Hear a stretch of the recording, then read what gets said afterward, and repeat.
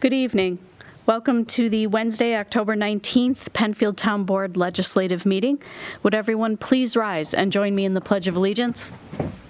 I pledge allegiance to the flag of the United States of America and to the republic for which it stands, one nation, under God, indivisible, with liberty and justice for all. Thank you very much. I would like to have the town clerk call the roll.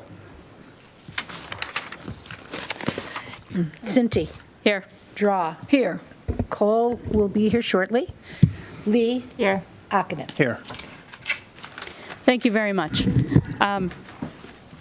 The other thing, we'd like to move into communication and announcements. We are expecting a presentation by the Penfield Volunteer Emergency Ambulance. They are not here just yet, so we're going to continue with our other announcements, and then we'll go back when they arrive, okay?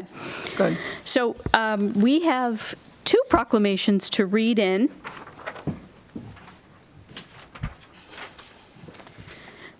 We actually have a great celebration. 2 of our residents have reached the age of 100, so we would like to read their proclamations into the record. They were presented separately. The first one is for Ginny Wilterdink. It's her 100th birthday celebration, and I'll just read it into the record. Whereas Miss Ginny Wilterdink, longtime Penfield resident, is celebrating the amazing milestone of her 100th birthday on October 13th, and whereas Ginny has called Penfield home for over 50 years and is a revered member of the community, even serving as parade marshal for the Town of Penfield Independence Day Parade in 2007, and whereas Ginny's history of service to the community and nation is long, including service as an Army lieutenant nurse on the USS Hope during World War II with the 314th General Hospital Unit.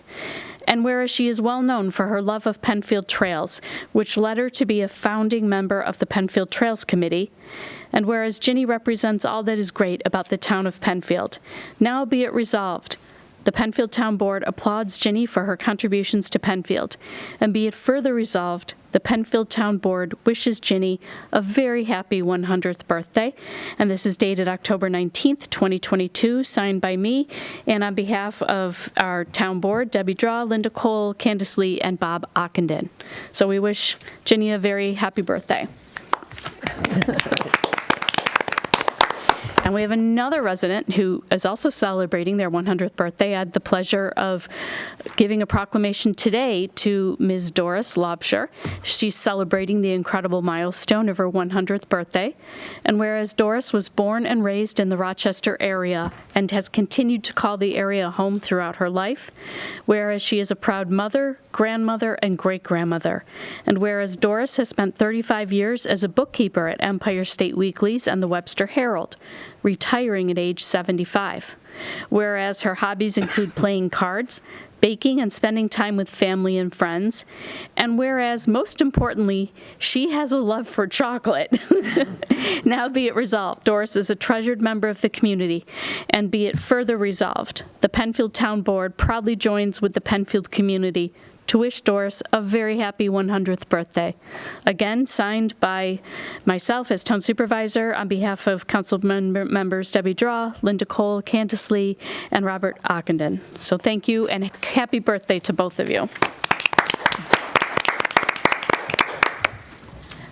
I'd like to turn it over to the Town Clerk for any announcements she has.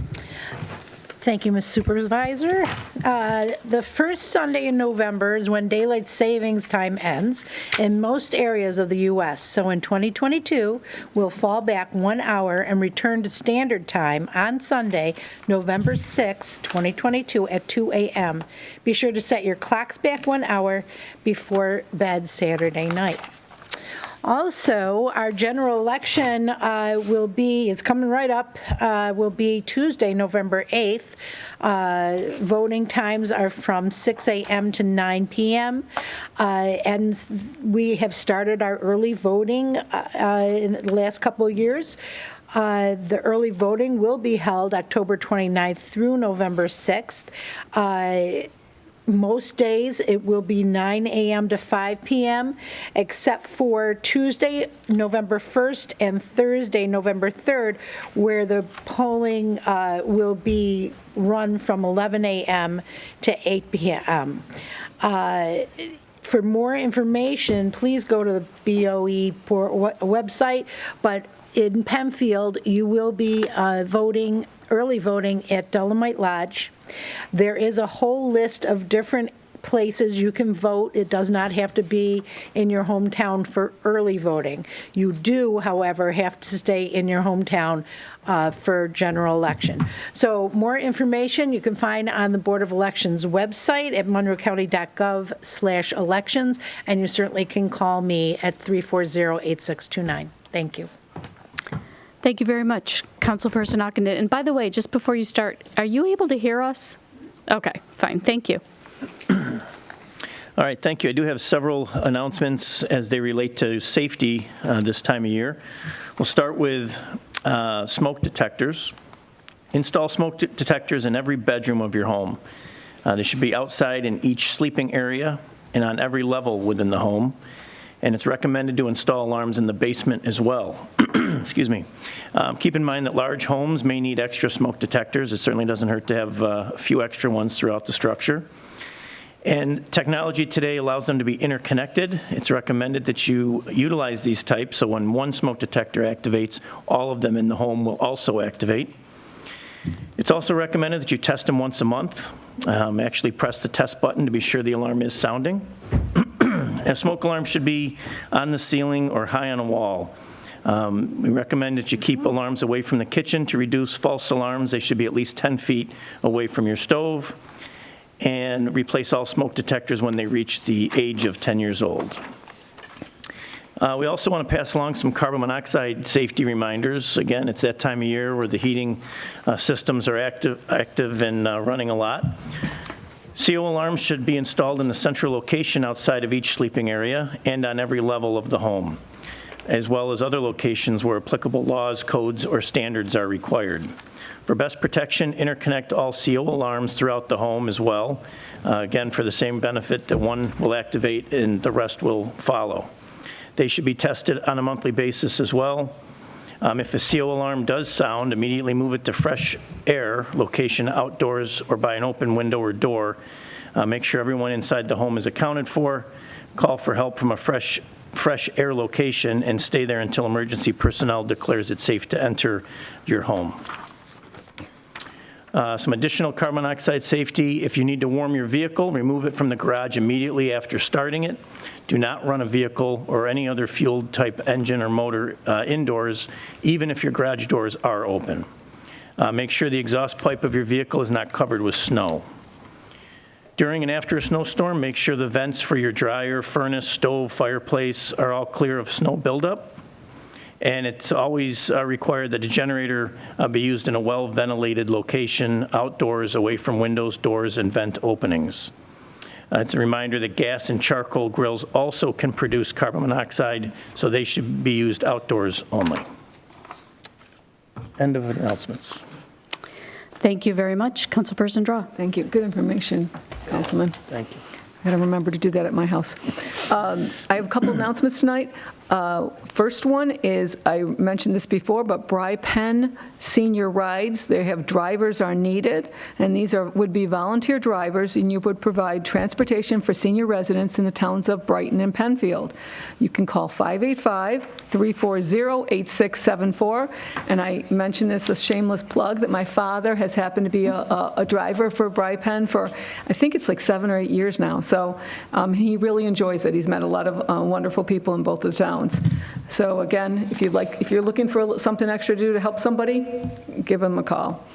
And my second announcement is on the Penfield Big Band concert. We have a next one coming up. It's the first Tuesday of each month. The Penfield Big Band will play 2 hours of your favorite big band sounds for dancing and listening from 7:30 to 9:30 p.m. at the Penfield Community Center at 1985 Baird Road. There's a cost of $2 to pay at the door, and more information is available at penfieldrec.org or by calling 340-8655. Thank you. Thank you very much. Councilperson Kohl. I have 3 announcements.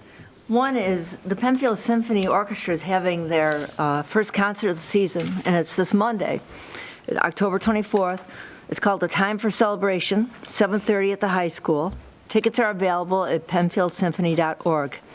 So I hope, I have my tickets. I hope you'll think of getting tickets as well. The other event that's coming up is the Penfield Players. From October 28th, 29th, November 4th, 5th, November 6th, November 11th, and 12th, they will be performing Arsenic and Old Lace, a play by American playwright Joseph Kesselring, written in 1939. The play is a farcical black comedy revolving around the Brewster family, descended from the Mayflower settlers, but now composed of maniacs. Most of them are homicidal. The hero, Mortimer Brewster, is a drama critic who must deal with a crazy, murderous family and local police in Brooklyn, New York. As he debates whether to go through with his recent promise to marry the woman he loves, Elaine Harper, who lives next door and is the daughter of the local minister. So I think many of you have probably seen the movie. It's been made a couple of times, but this is the play. And if you'd like to go, reserve your tickets at www.penfieldplayers.org or by calling the Penfield Recreation Department at 340-8655. And my third announcement is something about the Penfield Public Library. The Penfield Public Library Board of Trustees is seeking new members. The library is the Board of Trustees is a 9-member panel that provides strategic direction for library operations. Terms beginning January 2023. Applications are available at the library or at www.penfieldlibrary.org. If you have any questions, just send in your questions to that address, or fill out the applications. We're really excited about getting some new members to the board. So thank you. Thank you very much. Councilperson Lee. That Arsenic and Lace presentation or play sounds like a bit of horror, perfect for the season, but in any case, this Friday, the town of Penfield is going to be hosting a not-so-scary family fun night to celebrate Halloween. As you know, in the Penfield Community Center, there will be games, treats, and a lot of vendors showcasing a lot of fun. We thank our sponsors for the event, Bach to Rock, Wickham Farms, and Woody Acres on Harris in Penfield. We hope you join us again this Friday at 5:30 p.m. And as a reminder for Halloween, some safety tips. Please always accompany young children in the neighborhood when making their rounds. If your children are older, please preview the routes and so that you know where they are and that it's going to be acceptable to you. It would be common sense to visit homes with the porch light on, and ideally the pathways would be lit for safety as well. Never enter a home or a car for treats. Notify law enforcement authorities immediately about any suspicious or unlawful activity. We ask that also parents or guardians check the candies and any pirate loot that they obtain to make sure that it's safe for consumption and safe for children. As you know, there's a lot of imitation treats that may be disguised as or disguised controlled substances. So please make sure that your children are safe and review with them how to call 911 in the case of emergencies. Lastly, the Penfield Community Center is hosting its Arts and Craft Fair on Saturday, November 5th at 10 a.m. at the Community Center. Thank you. Thank you very much. I just have two quick announcements. The first one is that we are celebrating our fall edition of Good Neighbor Day. Volunteers are needed. It is actually this Saturday, October 22nd, from 9 until noon. And this involves helping out senior citizens and those who need some extra help in our community, doing some light fall cleanup. Groups, families, and individuals are invited to participate. And if you'd like to participate, please call Sabrina Renner at 585-340-8655, or you can email her at srenner@penfield.org. And finally, also after a day of cleaning leaves, we have a pumpkin walk scheduled that evening, Saturday, October 22nd, from 6:30 to 8 p.m. This is sponsored by the Penfield Community Victory Garden, and it's at 1748 5 Mile Line Road. So I hope you can make it. It looks like a full day full of fun activities. I believe that concludes our announcements on the board, correct? Yes. Okay, so our PVEA representative, Dan Reardon, is here, and I'd like to invite him up to one of the microphones, and you're going to give a presentation to the community, really, about PVEA and the services the ambulance organization provides. Yeah, definitely. Thank you. You're welcome. Good evening, folks. Good to see you all again. I know we've all met several times, and it's always a privilege to see you all and to continue this great relationship that we have with our town and community. My name's Dan Reardon, and I'm the EMS manager at Penfield Ambulance, similar to a role like a fire chief or an operations manager. But a little bit about us, we are a privately incorporated 501c3 with a contract to the town of Penfield. I know just a couple of weeks ago you may have heard from our Explorer post and the great things that we do. I saw Chief Ockenden's announcements earlier regarding safety in the winter, and this is a great piggyback into what we are. We're a combination agency, which means we have volunteer staff and career staff. As of right now, we have about 40 active volunteers. They do administrative work. About 10 to 15 of them are still on the road as EMTs. We even have a volunteer paramedic. In terms of employee personnel, we have 2 full-time managers, 3 supervisors, and about 18 other full-time employees that are EMTs and paramedics. We have about 25 part-time staff. In terms of numbers, we're the 4th largest agency of personnel in Monroe County, which kind of puts us up probably top 10 to 15 even in Western New York. In terms of call volume, when I started at Penfield as a manager 10.5 years ago, we were just under 3,000 calls. Last year we did 5,600. This year we are on pace for 6,600. We just went over 5,600 just the other day. We are the county's 7th largest agency in terms of call volume. Just in the month of September and just how busy we've been in the last 3 months, we did 626 calls in the month of September, covering 97% of them, which is statistically our biggest month, our largest month ever in our 55-year ambulance corps history. Pretty impressive. With that being said, you know, it's no secret that we do have a contract with the town of Penfield, and you guys have been generous in your support. And with our asks this year, we think we're quite minimal. If you look at other communities, our average ask per household is about $10 per household, which is the 3rd lowest in Monroe County if you compare it to other municipalities. While there are 30-plus municipalities in the county, I think we're doing due diligence for our community quite well, especially at $10 per average household. Obviously, our industry faces a lot of changes and trends. Some things have been very difficult to our industry, but I can assure you that this community, if you haven't been paying attention to the news and the nationwide crisis of EMS, this community is still very well served. I know it's a time of political turmoil and people can say what they want to say, but I'm very confident that what the product that you're receiving from Penfield Ambulance is top-notch. An agency that covers 97% can maintain and retain staff and recruit new staff and have great and proper equipment is top-notch. And I think this community is being well-served, even though our industry is in a face of crisis. But this community in this township is well-served with that. For example, you know, we do cover 98% of our calls with the transporting ambulance. You know, we're only dropping 10 to 15 calls a month, but we're providing mutual aid support over 100 calls a month to other townships and the city of Rochester. But that has not become a burden on us. It's something we monitor and evaluate daily, but we're maintaining it. Obviously, inflation's tough. Inflation on our industry is around 15 to 20%, whether that's fuel, a new chassis, which are hard to come by. We're on a 9-month hold for that. Recruiting and retaining personnel, especially with an employee workforce, we're doing really well with that and maintaining status quo. Some things that we do provide to the community besides when somebody calls 911 and the support that we do give is we do have a loan cupboard of walkers, canes, and crutches that's available to anybody in the community 24/7.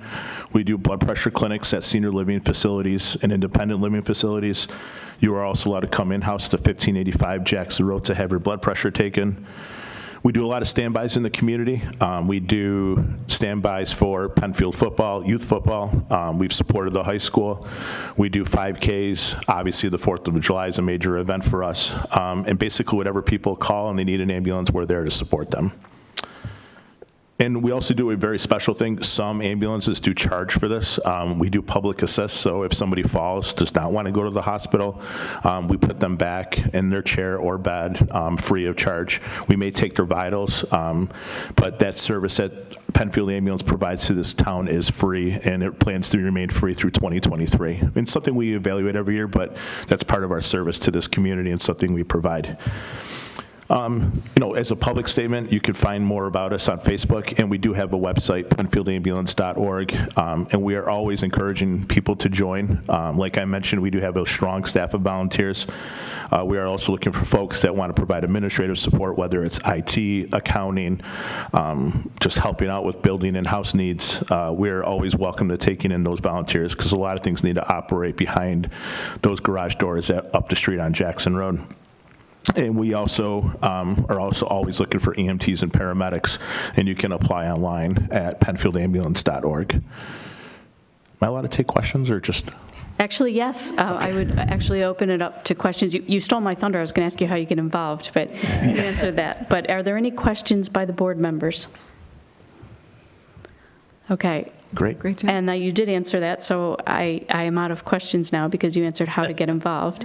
I will say a couple things. First is that you and Mr. Becker, the president of PVEA, and I sat down for a video chat, and that should be available soon, so people can watch that online. And it really just took your presentation and went into much more detail, and it was a lot of fun to talk with you, so thank you very much.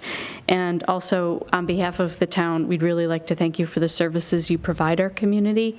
I know that you've been stretched thin, you've had an awful lot to deal with COVID, and I know the town board appreciates your support.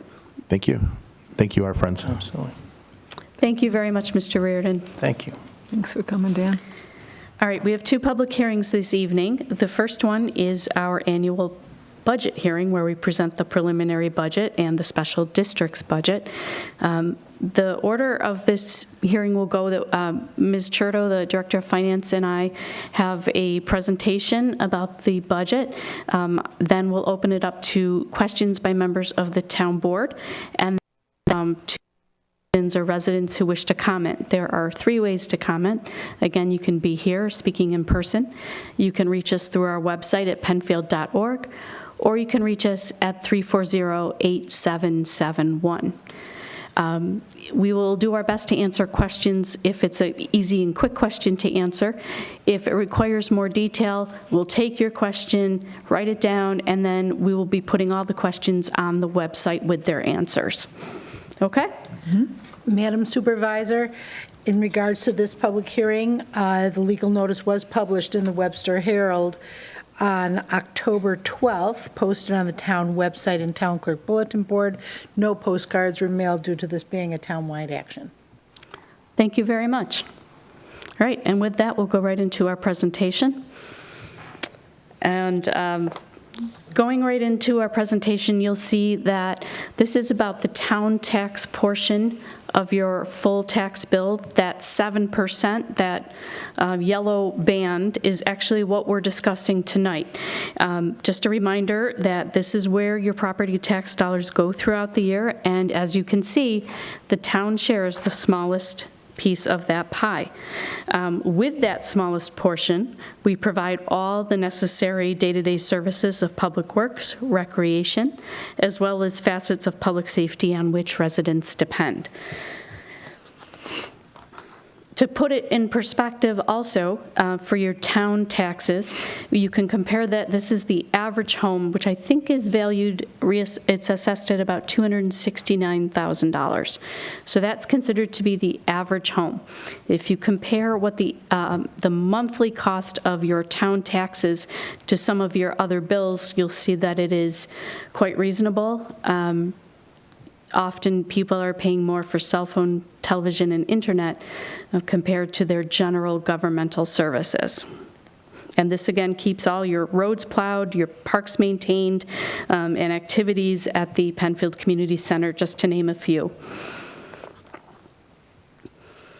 All right, overall, at the 30,000 foot level, the total town budget comes to $22,066,471. This is a $37,000 decrease in tax levy. Just to remind you, the tax levy is what we collect from the taxpayers. We are collecting less this year than last year, and it is $454,959 below the tax cap. One other statistic that I just want to point out is that the Office of the New York State Controller actually has a fiscal monitoring system for towns, and it identifies local governments that might be experiencing fiscal stress.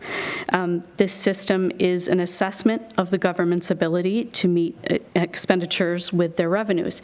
And if you notice, the town of Penfield, again, has a fiscal stress score of 0.0. So that's, you can't get any lower. It's 0.0, and that is in comparison to towns in our region as well as all New York State towns. Okay? You can tell that we're noticeably lower comparatively. I would also like to just highlight some of the critical things we've done this past year. But the first thing I'd like to do is really thank the town staff, because without our town staff, we wouldn't be accomplishing what we've been accomplishing. So I really do want to give a shout out to the directors and to everyone that works with them. This is obviously not an inclusive list, but these are our highlights. We're going to recap 2022 and what we've accomplished. First is we've really made it a concerted effort to enhance communication and outreach efforts. We switched the part-time director of communication position to a full-time. We've started a monthly town e-newsletter. I've published a weekly to bi-weekly supervisor's note, and we have a new section on our website. Our website has also been revamped as well. I think that was done late last year. We have reopened the reception desk at the town hall, which is really important. So people were coming in and not necessarily having someone to greet them or know where they were going. So we now have somebody stationed there, a real life person. And I think that it's been an improvement for customer service for everyone. Also, we've aggressively pursued grants this year, and I just want to mention that we have brought in, as of today, $426,000 in grant monies. And I want to thank, again, the town staff who took the time to write these grants, to procure these grants, and who are administering them. If you look at the top two, for example, $250,000 for a restoration project, $90,000 for a culvert replacement, that's money that we do not have to ask for from our residents. So again, thank you again to the staff. Moving on, our recreation offerings continue to increase. We've had over 900 programs offered this year, and that served 10,156 participants, which I think is pretty impressive. That also includes townwide events like our Snow Night Out, our Good Neighbor Day, our bike rodeos, and Independence Day, which is always a favorite of the town. We've installed sidewalks too, despite the fact that we've had some supply shortages. We've installed those sidewalks along Columbus Crossing and expanded the parking lot serving the softball fields. And we will be constructing a new restroom facility next year, thanks in part to a grant from Senator Brooke. We have cleaned and cleared 2.5 miles of streams and ditches across the town. That's 13,400 linear feet.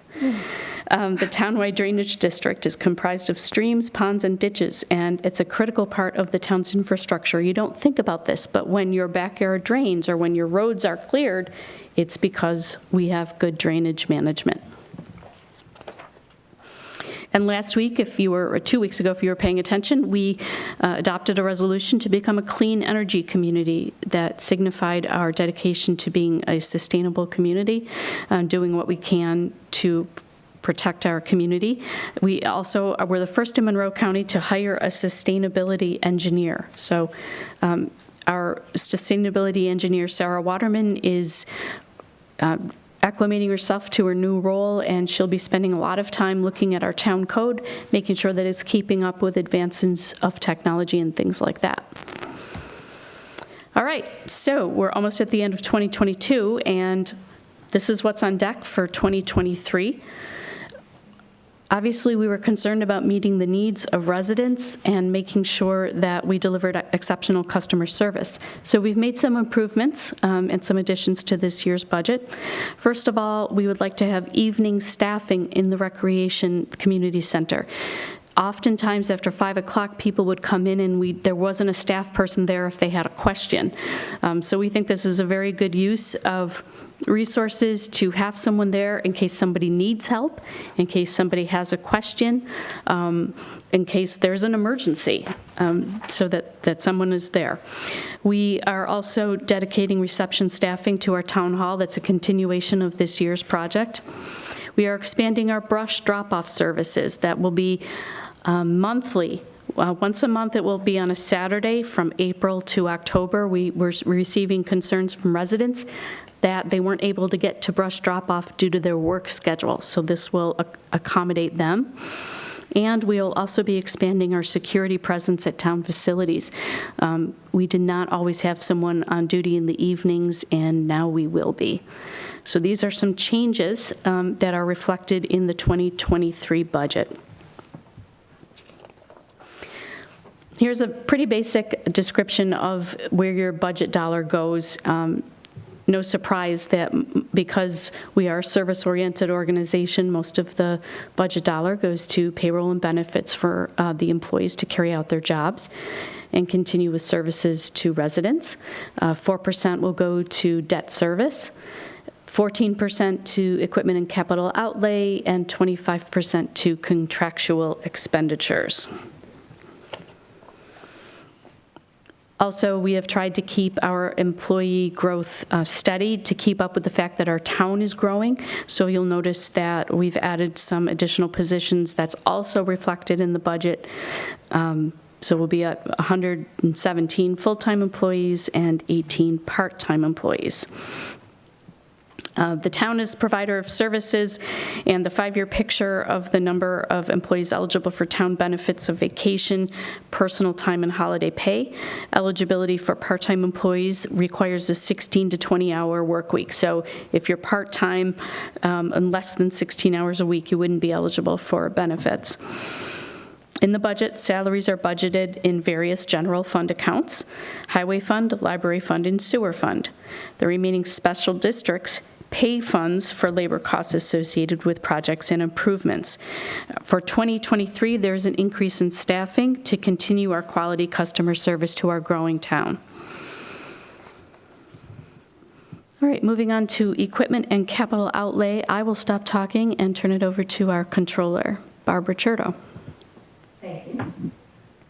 So as we just saw a few slides ago about equipment and capital outlay, which is accounting for approximately 14% of the preliminary budget, is just over $2.9 million appropriated for equipment and capital. This includes our heavy-duty and light-duty equipment at DPW, such as your 10-wheel plow trucks, 6-wheel plow trucks, loaders, things like that. It also includes playground improvements, park improvements, facility improvements, computer components, as well as our annual road program, sidewalk program, and the slip lining of sewers, and also pump station improvements. So this category is kind of broad, but it covers a lot of our infrastructure as well as equipment. And of course, that falls right in line with our Department of Public Works, as they receive approximately 45% of the overall budget. For 2023, they'll receive $10,039,748 for their operations. This is to maintain 299 town lane miles, 360 miles of storm and sanitary sewer, as well as the winter maintenance of an additional 131 miles of state and county roads. As you know, we provide snow and ice services for state and county. The DPW budget also provides for the maintenance of the 10 town parks, which totaled over 390 acres, and also the maintenance of all the town facilities. The Penfield Public Library, which is a wonderful resource for all our residents, and we actually have our Penfield Library Director, with us this evening supporting the budget. The Penfield Library is going to receive just over $2 million for appropriations next year, which is approximately 9% of the budget. The library welcomed 114,415 people, almost 20,000 more than in 2020 during the 2021. The summer reading game was a huge success, with 636 kids reading the equivalent of over 276 days. That's pretty impressive. I think, are we the largest reading program game in Monroe County still? Do you know, Rhonda? Okay. All right. I heard that when my children were participating, that we actually had the largest participation rate in Monroe County. So I wondered if that was still true. I haven't seen that information published. I never knew that to be true, but I do know that we were exceptionally busy all summer. I mean, there wasn't a day when we didn't have over 100, probably several hundred kids every single day. It was amazing. Thank you. Sure. And just because you weren't on the microphone, I just want to say that Rhonda did not have the official numbers, but she knows she was very busy. So thank you. All right. Our recreation department, which we talked about earlier, is ever busy and busier than now as everyone's recovering from the pandemic, hopefully. The Recreation Department will receive $1,003,409 in next year's budget, which is approximately 5%. And as we went through earlier, that provides a lot of very, very popular events to our community, as well as serving our seniors. Thank you. I'd like to turn to the 10-year taxable valuation. As you know, we completed a reassessment this year, and the goal of that reassessment was to ensure a fair and equal property tax distribution.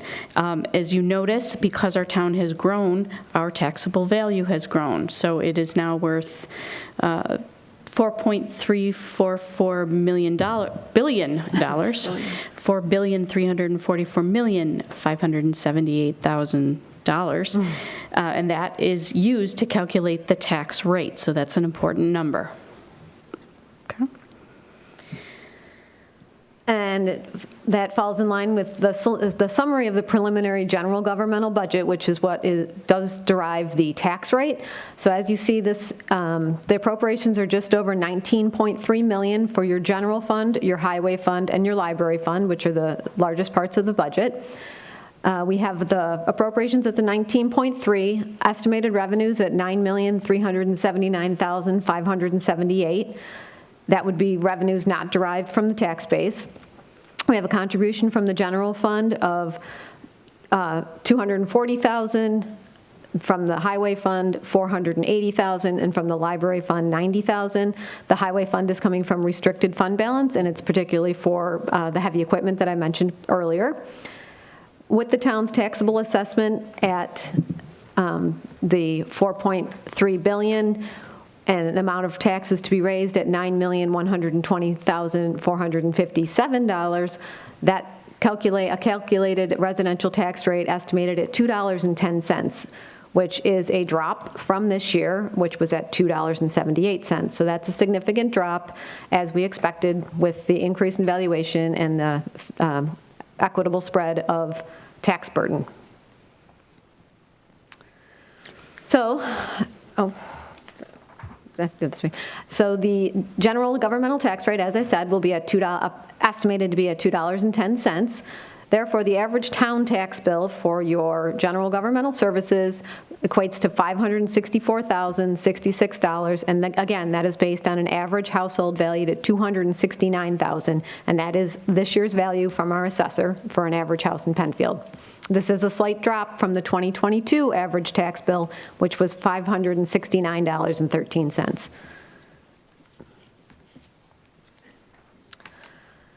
A further breakdown of the general governmental tax bill between the three funds, as you can see, that the general fund is about 58% of that bill, which is $327.50. The highway fund is at $180.69, 32%, and the library fund is $56.47, which is about 10%. And this is per year, correct? Correct. Thank you.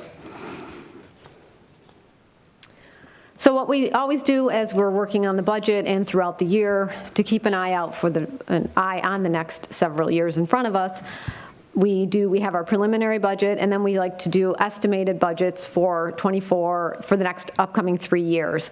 It's just for future years. It includes anticipated infrastructure and facility improvements, and so it has, reasonable inflationary increases, although it's been a little more challenging with the economy in the past year. But that gives us an idea, and just to see where we might be as we continue along in next year's budget preparation, which will be here before we know it.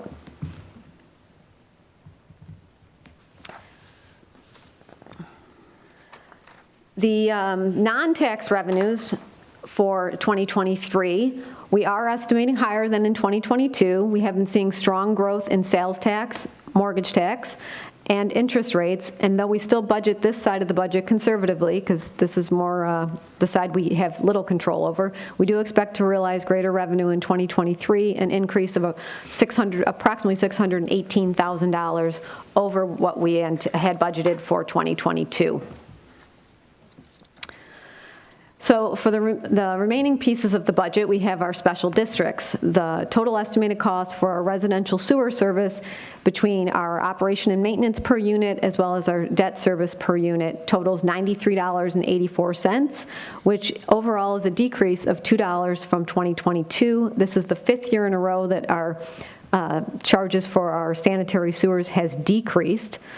As it shifts, that the sewer infrastructure, once the actual infrastructure in the ground is paid off through the debt service, we shift that up for maintenance and upkeep of the assets. As I mentioned earlier, for some of our budgeted capital expenditures is the sewer slip lining, and that's how we maintain our assets, sewer assets.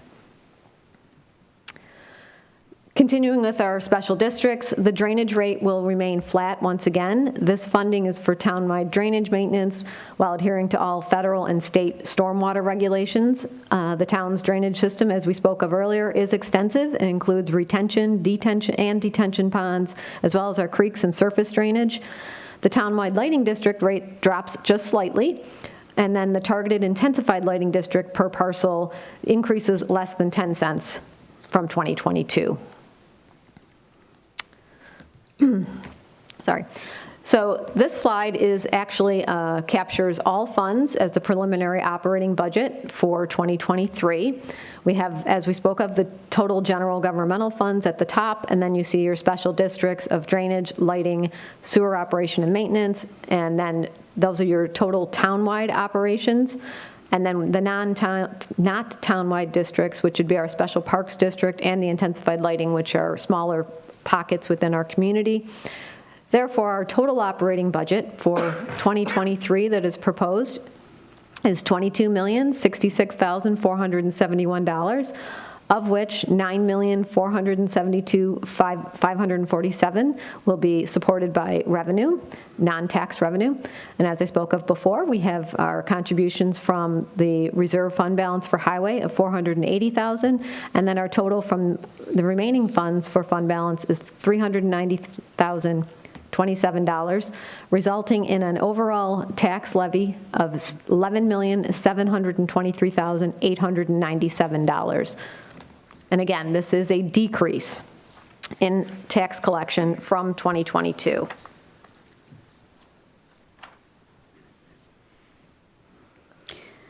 All right, and this is the summary slide, just so you can see it one last time. This represents a summary of the preliminary budget, and that's inclusive of all the properties. Specific to Highway Equipment Reserve Fund balance, appropriations are also proposed for the purchase of 2 6-wheeled plow trucks. These purchases were anticipated in 2023 as part of the DPW's multi-year equipment plan. So just to explain that, we try to keep rotating our equipment so that it is not, we're not spending more in repairs than we need to, and it keeps everything functional for the snowstorm and things like that. Again, the town total tax burden is decreasing by $37,000. And as you recall, when we talked about reassessment, we also said what's important is the levy, and the levy is decreasing. We have a few dates to remind you of if in the community. If you have any questions or comments about the budget, please reach out to us. We are accepting comments and developing the final budget between tonight and October 28th. And then on November 2nd, we'll be adopting the final 2023 budget. And that concludes our budget year and our budget presentation, right? Yes. Okay, thank you. Thank you very much for your help, Ms. Chertow, in developing this. I'd like to ask board members if they have any questions first, and then also remind people if they'd like to comment, you can comment in person by calling us at 340-8771 or through the internet at penfield.org. All right, any questions? No questions. Nice job, the two of you putting this together. Thank you. Anything else? Yeah, absolutely. You know, we sit through these sessions and in preparation for this, and it still amazes me all the amount of work that goes into it with Supervisor Cinti and yourself and all the staff members, department heads, Mr. Valentine. It's certainly no small task, and so just a thank you to everyone who's involved in that, getting it to us ahead of time and then making our job a little bit easier when we sit down to review it. So thank you. And thank you for all your input, as always. I think we make a good team all working together. And yes, thank you to all the department heads, because they always come in with reasonable expectations, and that makes my job much easier.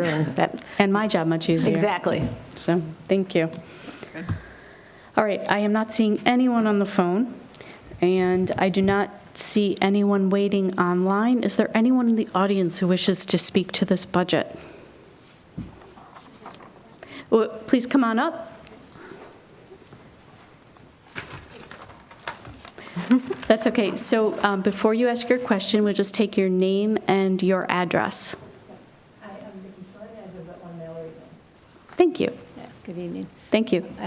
Yeah, I'd like all the improvements that have been done to the park here, because I use the park a lot. I've noticed the drinking fountains that have been removed. Will they be put back in at any time in the near future?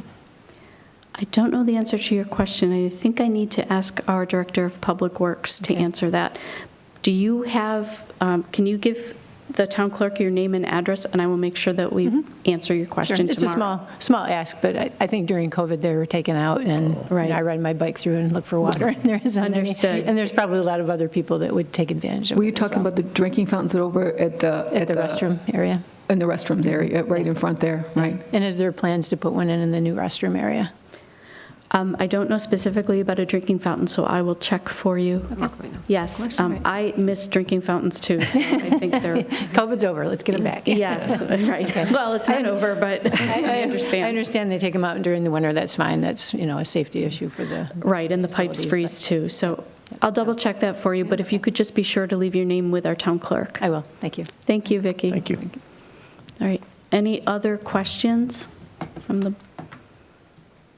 Okay, and seeing no one online or on the phone, I will declare this public hearing closed, and we will move on to our second public hearing for the evening, to consider the establishment of, well, you know what, I'll have the town clerk read it. How's that? Because I know you want to do that. To consider the establishment of extension number 61 to the Penfield Consolidated Sanitary Sewer-Arbors Mixed-Use Development District. The legal notice was published in the Webster Herald on October 5th, posted on the town website and town clerk bulletin board. 118 postcards were mailed. Thank you very much, and I'm going to ask Mr. Valentine to set this up. Again, if you would like to comment on this particular hearing, it is 340-8771 or penfield.org, or you can speak to us in person. Take it away, Mr. Valentine. Thank you, Board. So tonight, talking about the arbors and the creation of the sewer district for that development. So on the screen, at least in the auditorium, shows in this kind of blue hatched area the extent of the arbors development at full build-out. They're showing a portion on the west side of the road as well as a portion on the east side of the road. They've been before the planning board several times, so this is a pending planning board application. They did 2 sketch plans. I'm just going back to my notes. Back initially in 2017 was the adoption of mixed use in general. They did 2 sketch plan hearings for this development in April of 2018, a second one in September of 2018, and then most recently came back for preliminary final for Phase 1, which is in this area, as well as preliminary final overall. That was a public hearing in September of 2021, and that was approved most recently by the Planning Board in July 14th of this year.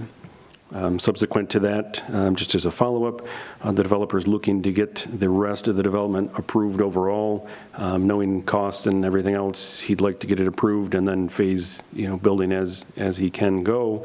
So this is the next step in that process, is forming the sewer district.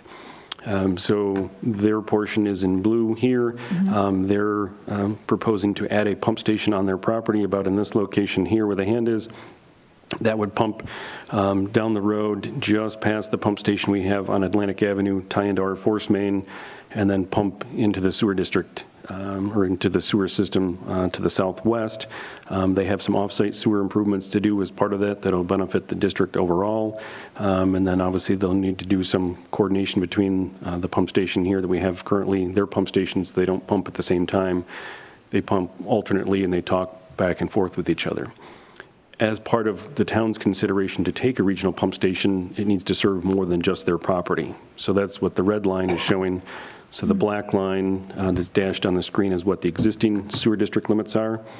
So we had them do a study of what other areas could be served by this sewer at some point in the future. They're not putting in the sewers for all of it, but what could be served by it. So that's where the red line shows what potentially could be served by this sewer district, and then we would look to expand the sewer district to include those properties.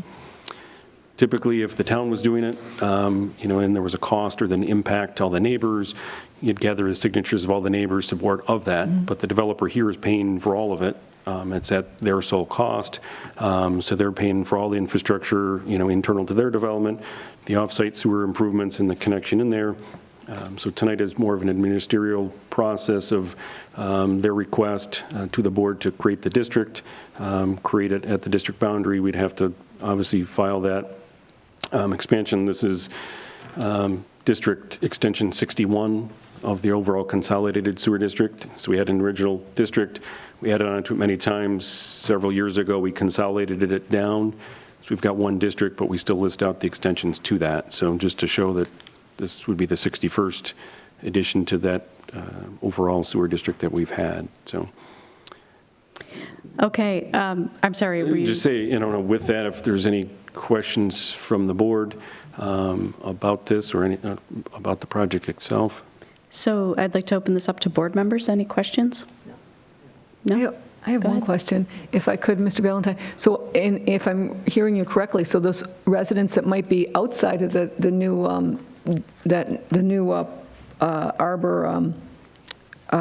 Arbor mixed-use plan, they'd be eligible to sign to hook up into the sewer. So it's a win potentially, yes. Potentially. I mean, they're not installing the sewers to all of the neighboring properties, but it would put them in the district so they have the ability to connect at some point in the future. So whether they could approach they want to approach the town about adding on, right, or, as another developments come in, they'd have the rights and opportunities to tie into this, and that's why we're taking this as a dedicated pump station, dedicated sewers through here, so as additional properties wanted to tie in at some point in the future, they have a failing septic system, they have an opportunity to tie in and sewer their property.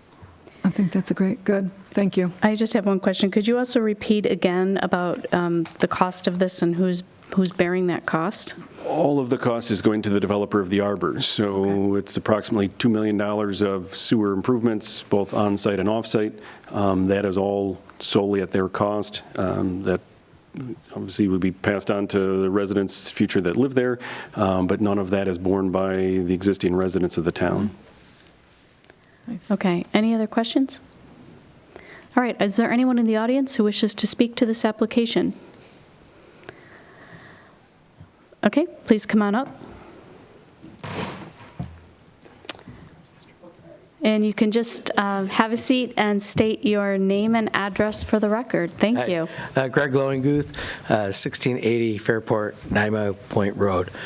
And I know there was a meeting last week, and I was thinking another thought, and maybe this isn't the proper venue, but I'll throw it out. they're adding the sewer district on their property site. And I was wondering, I know there's the potential for people to tie into it over time, clearly, but if I remember from a meeting, probably a few years ago, I think their access point, this would probably be more phase one, I would imagine, the Atlantic Ave and that corner, to the sewer pipes was quite a ways off the Route 250 corridor, because I think originally they were going to have some sidewalks or earth mounding, and it was kind of be back in that space back there. So my point is, if you're on the east side of that road, Route 250, and you want to access that sewer line, and maybe I'm incorrect, or that's quite a ways for somebody to have to go to access that point, either under 250.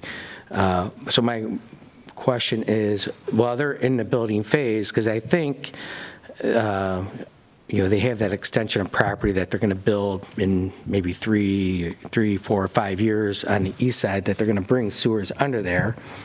But I think they're doing that initially, is maybe from the other night, that they're building that construction road and maybe doing some sewer work initially to get under the road and have that set. So I'm just wondering, would there be interest for the community for them to maybe do that somewhere closer to 250 as well, to have an access point that people on the east side can get to without having to somehow dig, burrow, trench all the way over beyond to the west side of 250, beyond whatever earth mounds they have, to get into their community when they have all the equipment there and they're moving earth and they're digging it up. It would make maybe a little bit more sense to create at least a tie-in pipe or access point while they're there on site to some degree. So I have to defer to Mr. Valentine for that question. Yeah, I mean, that's something we always look at, and there's a balance between what's considered excess facilities, so we cannot require them to sewer other properties. Yeah. They have to be, and will require, since we're going to take ownership of it, that they provide access to it. So it's a balance. We have them extended as far as we can, but we can, as the town, make them go under 250, bring it to the east side of the road, since it's off of their property. So that would be an excess facilities charge, something we can't do. So that's a balance of, we understand, and one of the reasons we're creating the district, and we'll look to locate manholes that are as accessible as possible. But any future development, you're still going to have to drill under 250. They're looking at bringing their piece across here and having a private pump station on this side of the road right now. Which side of the? On the east side. Okay. That may change in the future, as you said, that's several years down the road. We can look at that, and if it helps to benefit sewer the east side of the road, then again, that's something the town could look at, as taking that as a regional pump station. We just won't own a pump station that just serves their use. If it could serve the east side, and they could have the ability to set a manhole on either end, and then the neighbors could connect into that, then that's something the town would look at and consider for taking dedication of that pump station. So for us, we're always looking at how can we assist the neighbors, but we have to make sure we don't cross that legal line where we're asking them for excess facilities to bring sewer to others off of their property. And then just a side note, I suppose, just out of curiosity, obviously they're paying for this as their network that they need for their facilities. Within the larger sewer district as a whole, even though the project's been paid for, will there be sewer charges then being billed out to the residents that are within that district? Not for the cost of the construction, no. If and when you tie into the sewer, then you pay an operation and maintenance cost. At that point, so just once you that comes to the town. Basically, you're paying to maintain the overall pump station, or paying to maintain the overall sewers throughout the town, but you wouldn't be charged, even though if you're included in this district. One, they're paying for the infrastructure, so there's not a debt service to pay off, and then the other element of that is the operation and maintenance portion, and you only get charged that once you tie in. So once you tie in, then that makes sense. You'd roll into paying the same operation and maintenance as everybody else does as part of being in the sewer district. That's all I was wondering. Beautiful. Can I just ask you one question? Sure. I take it from your conversation, you would be interested in tying into a sewer? Well, I know it's been going on for a while. Right. We're on septic, but there's a big jump from sewer. I just know things are changing in the area over time, and it might, from a practical standpoint, it would seem like it would make sense. Well, the equipment's there, cost standpoint for them, it's, it's a tiny fraction of the cost of the project to and I don't know sewers, but I'm just in my silly mind, shoot the pipe under there, get it set up, so at least the box or the pump station or whatever it is there for future access, knowing that it may not happen right away, but I know Quicklies, they have things that they want to do. They're going to want sewer access, things of that nature. So just, looking at that corner, things are going to change. The southwest corner, my understanding, has been sold. What they're going to do, who knows, but there's probably going to be sewers, but that's a different direction. But just kind of thinking of it from a logical standpoint. Sure. That's all. Sure. And timing.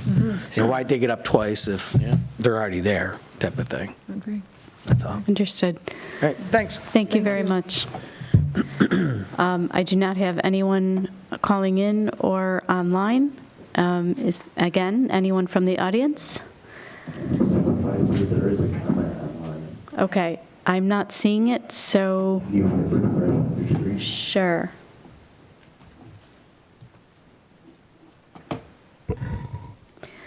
Okay, this is from Bob at 3 Matticat Drive. What are options to expand the district to nearby residential areas along 250 and east along Atlantic? Seems like this would be an opportunity to make this available, which is, I think, what the last comment was, right? Yeah, it's very similar, and I say, Yep.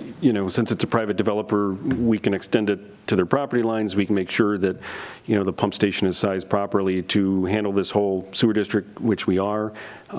We just cannot ask them to run sewers all down Atlantic, all down 250 to service everybody else in the area. That would be considered an excess facilities charge and would be illegal for the town to require that.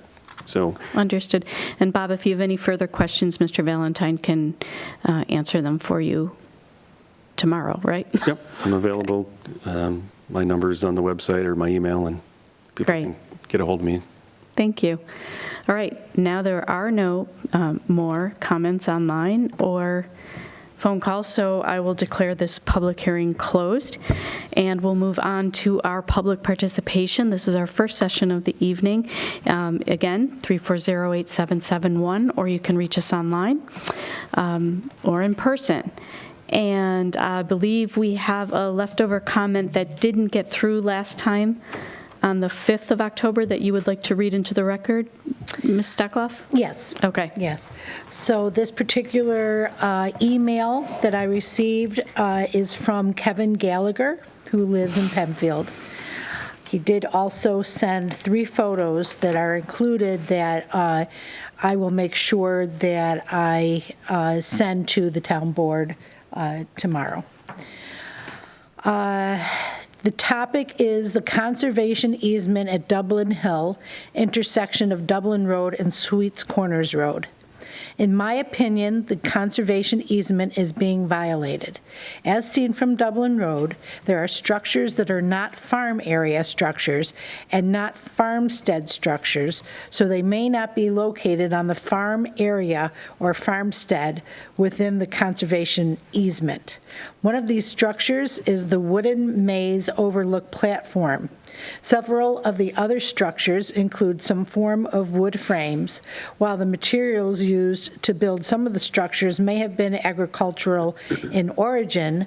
They have been repurposed into a non-agricultural use. Additionally, the utilities installed for these structures also violates the conservation easement. These utilities include, but are not limited to, the electrical cabinet and the prominent utility pole with transformer and wires.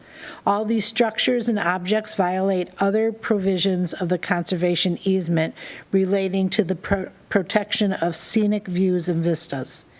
A large area north of Sweets Corners Road is being used as a parking lot.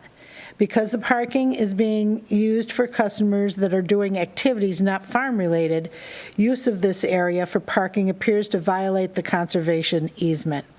The best example of non-conforming farm area or farmstead area activity is miniature golf. In order to not violate the conservation easement, a parking area must not be part of the conservation easement. The current parking area must be returned to farm area. These are my opinions, and this is Kevin Gallagher's opinions, and they are based on review and understanding of the conservation easement. I believe this issue is simple, and a few weeks is a sufficient time to address this. Public notice of corrective action is requested within 29 calendar days. All right, thank you very much. I would need to pull the conservation easement and review it with our town attorney and with Mr. Valentine, who is not here right now anymore. So thank you very much for the comment, and we can get back to you. We do have Ed Linskog on hold. Mr. Linskog, are you there?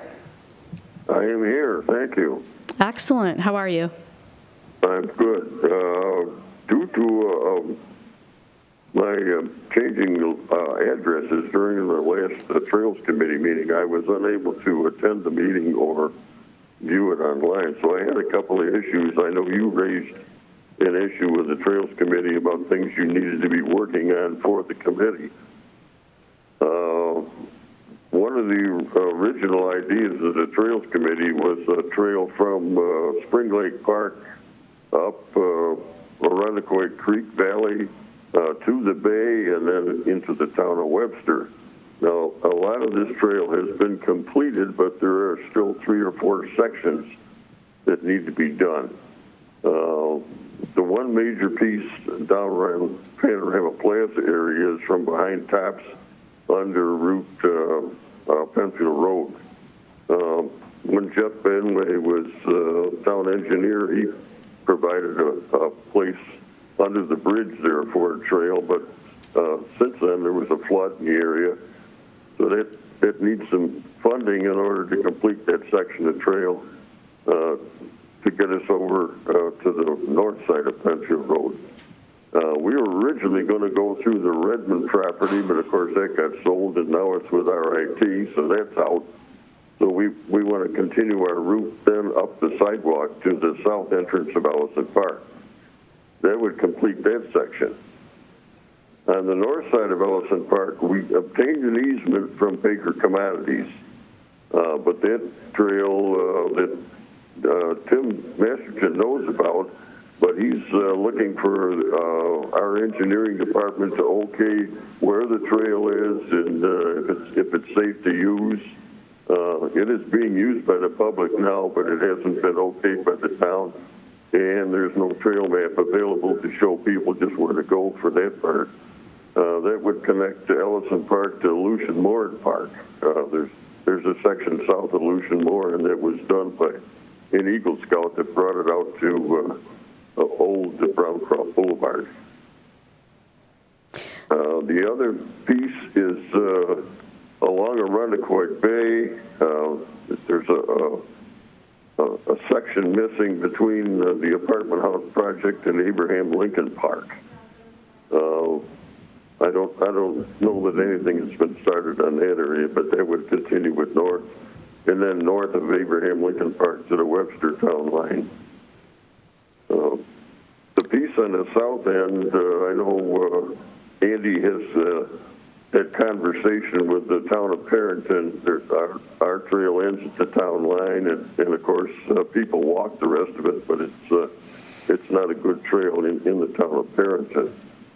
So there needs to be some follow-up if Perrington is willing to allow that trail to continue to the south. Okay. The other main trail that we were working on was Allen's Creek Valley, from Roscoe Creek up to Corbett's Glen. It had some people working with thermal fissure at the time.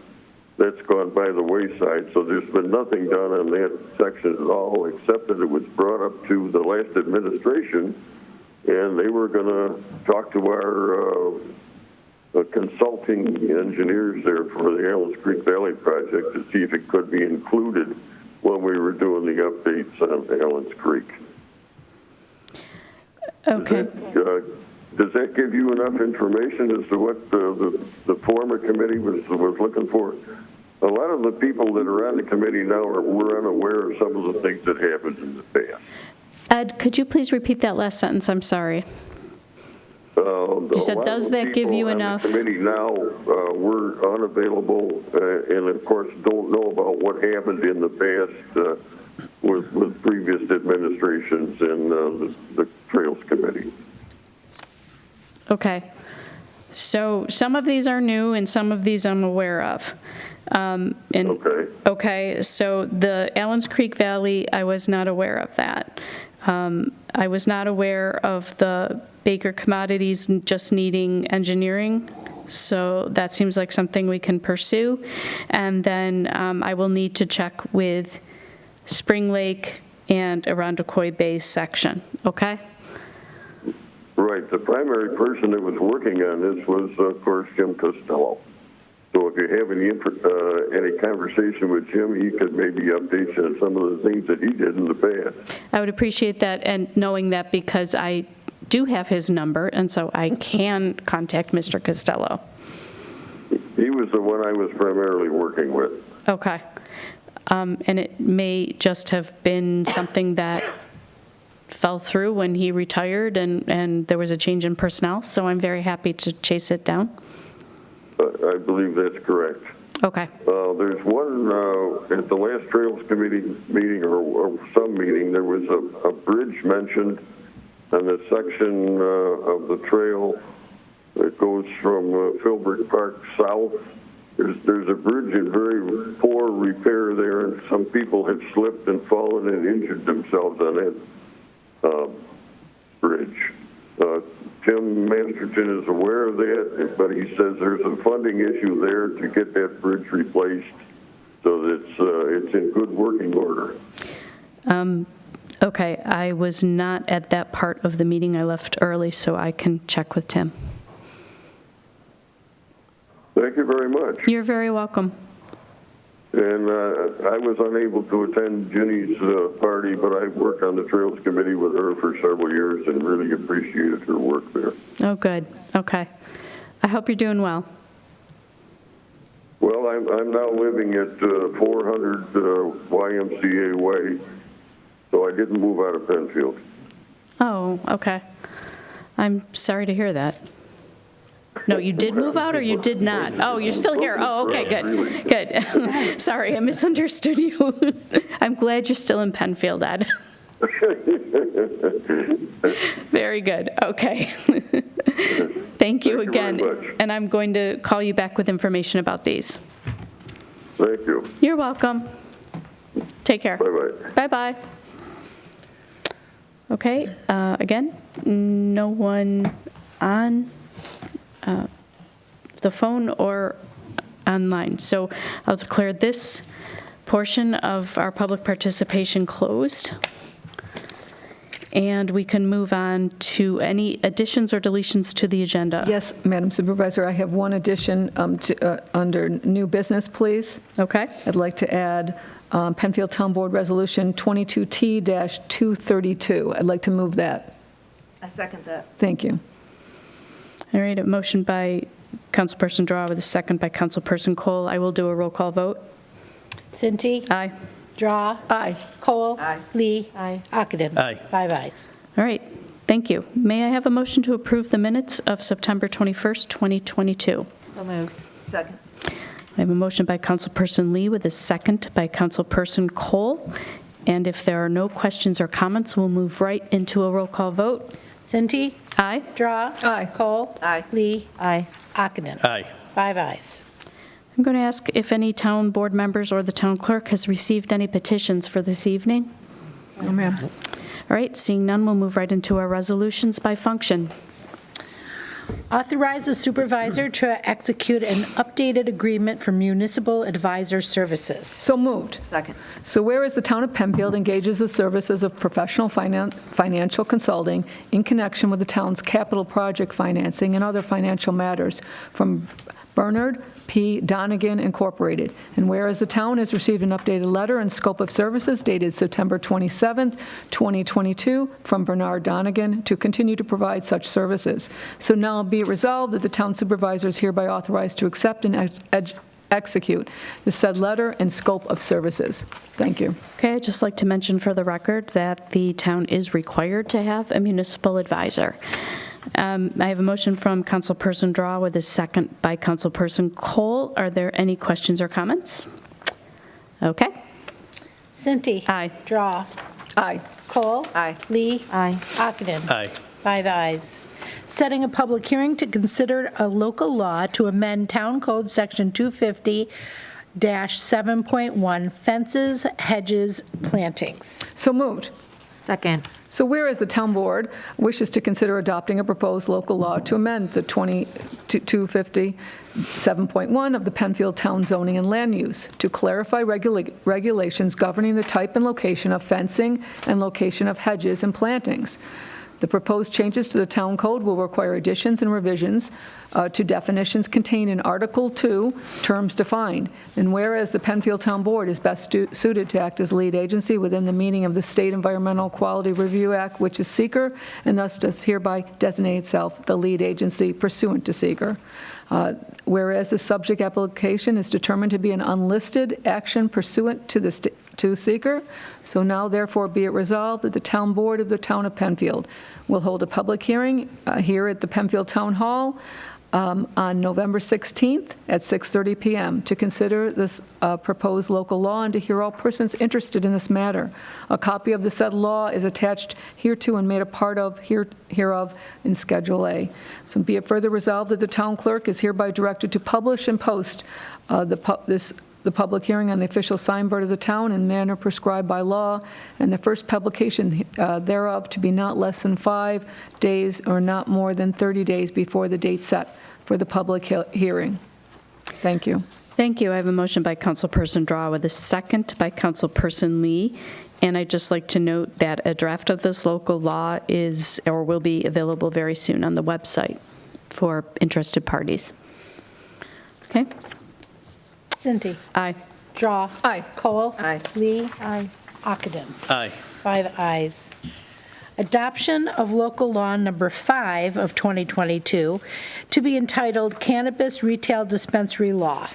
So moved. Second. So whereas the town board of the town of Penfield proposes to adopt local law number 5 of 2022 entitled Cannabis Retail Dispensary Law, attached hereto is Schedule A. And whereas the town board is best suited to act as lead agency within the meaning of the State Environmental Quality Review Act, which is seeker, and designated itself as lead agency pursuant to seeker.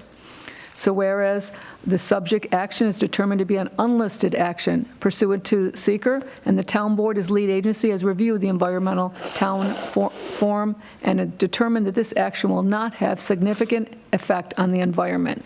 And whereas the town of Penfield held a public hearing on August 3rd, 2022 at 7 p.m. to consider this said proposal and to hear all persons interested in the matter, and the public hearing was closed and a decision was reserved. So now, therefore, be it resolved and hereby enacted by the town board of the town of Penfield as follows. Local law number 5 of 2022 is set forth in attached Schedule A, and be it further resolved that after adoption by the town board of the town of Penfield, this local law shall take effect immediately upon filing with the Office of the Secretary of State of the State of New York. And I wanted to just mention that the town, this is now on our website for anyone to take a look at the Cannabis Retail Dispensary Law. And one thing I wanted to point out, it's in this law, is that there is, under minimum distances, for the purpose of this law, there is some stipulations that I just wanted to mention. A cannabis retail dispensary should not be located within 500 feet of any residential zoning district. A cannabis retail dispensary should not be located within 1,000 feet of any recreation facility, school, place of worship, park, public playground, child care facility, children's camp, or similar uses as determined by the code enforcement officer. And last on that, a cannabis retail dispensary should not be located within 1,500 feet of any other cannabis retail dispensary. We also have specific hours in there, which would be Monday through Saturday, 9 to 8 p.m. and 11 a.m. to 5 p.m. on Sundays. So with the town board, we discussed this at length at work session, and you can read this local law for any other information on it as well. Thank you. Thank you. I have a motion by Councilperson Drawe with a second by Councilperson Ockenden. And I would also like to extend my thanks to the board for their hard work on this. All right, roll call vote. Cinti. Aye. Drawe. Aye. Kohl. Aye. Lee. Aye. Ockenden. Aye. 5 ayes. Granting approval for the rezoning of 1345 Shoecraft Road from rural residential 1 to residential 120. So moved. Second. So whereas an application has been received by the Penfield Town Board pursuant to Chapter 250, 15.1 of the Code to amend the zoning ordinance and map to rezone 1345 Shoecraft Road, SBL 094.03-1-45, from rural residential 1 to residential 120, and whereas the Penfield Town Board has designated itself as lead agency pursuant to the requirements of the State Environmental Equality Review Act, which is seeker. Whereas the town board held a public hearing right here on September 21st to consider the said application and to hear all persons interested in this matter. The town board, acting as lead agency pursuant to the requirements of seeker, reviewed parts 1, 2, 3, and 3 of the environmental assessment form. So now, therefore, be it resolved, the town board determines the rezoning of the parcel of 1345 Shoecraft Road will not have a significant adverse effect on the environment and adopts a negative declaration pursuant to seeker. Be it further resolved that this application to amend this to the town of Penfield's official zoning map to rezone 1345 Shoecraft Road from rural residential to residential 120 be granted based on the following factors and considerations. 1, the proposed rezoning was reviewed by the Comprehensive Plan Committee, which supported the proposed map amendment. And 2, future development or redevelopment on this parcel would need to conform to the development review standards set forth in the town's zoning code. So be it further resolved that the town clerk be authorized and directed to give the necessary notice of such change in the zoning to the departments, agencies, and offices having jurisdiction in this matter, and to publish the same as prescribed by law and cause the zoning amendment to be entered into the minutes of these proceedings. Thank you. Thank you very much. With a motion by Councilperson Drawe and a second by Councilperson Kohl. If there are no questions, we'll move right to approval. Cinti. Aye. Drawe. Aye. Kohl. Aye. Lee. Aye. Ockenden. Aye. 5 ayes. Granting approval for the rezoning of 933 State Road from rural residential 1 to residential 120. And so whereas so moved. Second. Sorry. So whereas an application has been received by the Penfield Town Board pursuant to Chapter 250, 15.1 of the Code to amend the zoning ordinance and map to rezone 933 State Road, SBL 094.03-1-44, from rural residential 1 to residential 120. And whereas the Town Board designates itself as lead agency pursuant to the requirements of seeker, and whereas the Town Board held a public hearing at the Penfield Town Hall on September 21st to consider this application to hear all persons interested on this matter. The Town Board, acting as lead agency pursuant to the requirements of seeker, reviewed parts 1, 2, and 3 of the environmental assessment form. So now, therefore, be it resolved that the Penfield Town Board determines that the rezoning of the parcel at 1345 Shoecraft Road will not have a significant adverse effect on the environment and adopts a negative declaration pursuant to seeker. Be it further resolved that this application to amend the town of Penfield official zoning map to rezone 933 State Road from rural residential to residential 120 be granted based on the following factors and considerations. And the same as the previous resolution, the proposed rezoning was reviewed by the Comprehensive Plan Committee, which supported the proposed map amendment. And also, 2, future development or redevelopment on the parcel would need to conform with the development review standards set forth in the town's zoning code. So be it further resolved that the town clerk be authorized and directed to give the necessary notice of such change in the zoning to the departments, agencies, and offices having jurisdiction in this matter, and to publish the same as prescribed by law and cause the zoning amendment to be entered into the minutes of these proceedings. Thank you. Thank you. I have a motion by Councilperson Drawe and a second by Councilperson Lee to approve this rezoning. Any questions? Can I please ask the town clerk to correct the first whereas clause? There is a punctuation error, missing the closed parenthetical for the license number. Okay, let's see here. Third line. The third line from, From the first page, third line, you want to close the parentheses. yes, Oh, Okay. yeah. Sorry. got it. Yes, I see it. Good catch. I didn't see it. Thank you. And just want to make sure that everyone's comfortable with this change. Okay. Okay. Cinti, Aye. Drawe. Aye. Kohl. Aye. Lee. Aye. Ockenden. Aye. 5 ayes. Authorization to review and approve a right-of-way work permit application at 107 Panorama Trail. So moved. Second. Whereas the town board discussed a request for a secondary curb cut onto Panorama Trail for the property located at 107 Panorama Trail at the work session on October 12th. Now therefore be it resolved that the town board hereby authorizes the Director of Public Works to review and approve the request for said curb cut onto Panorama Trail for the property located at 107 Panorama Trail. Thank you. Motion by Councilperson Lee with a second by Councilperson Ockenden. And roll call vote, please. Cinti. Aye. Drawe. Aye. Kohl. Aye. Lee. Aye. Ockenden. Aye. 5 ayes. Making a determination of non-significance and adopting a negative declaration for the Ellens Creek Stabilization Project. So moved. Second.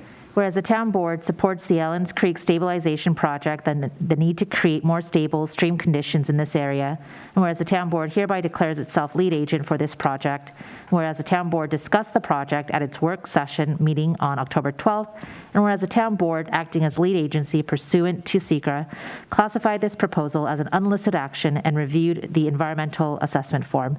Now therefore be it resolved that the town board hereby makes a determination of non-significance and adopts a negative declaration for this proposal, a copy of which is attached hereto and made a part hereof. Thank you. I have a motion by Councilperson Lee with a second by Councilperson Drawe. And if there are no questions, we can have a roll call vote. Okay, Cinti. Aye. Drawe. Aye. Kohl. Aye. Lee. Aye. Ockenden. Aye. 5 ayes.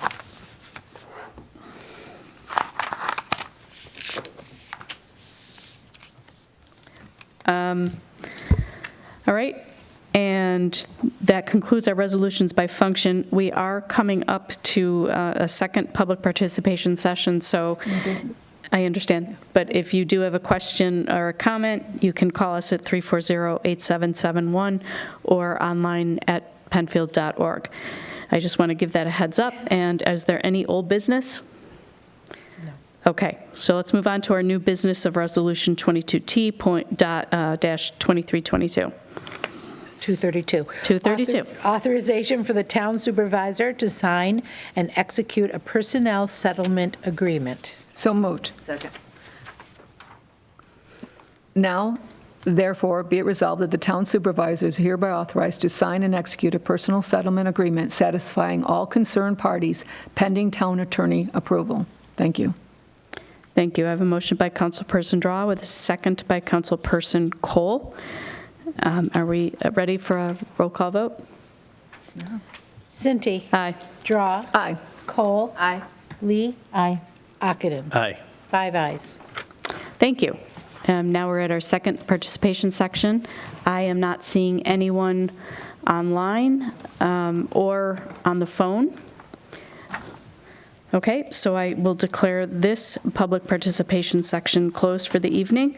There is no executive session scheduled, and our next meeting, a legislative session, will be November 2nd, 2022, and we will declare this meeting adjourned. Thank you to all who participated at 8:02 p.m.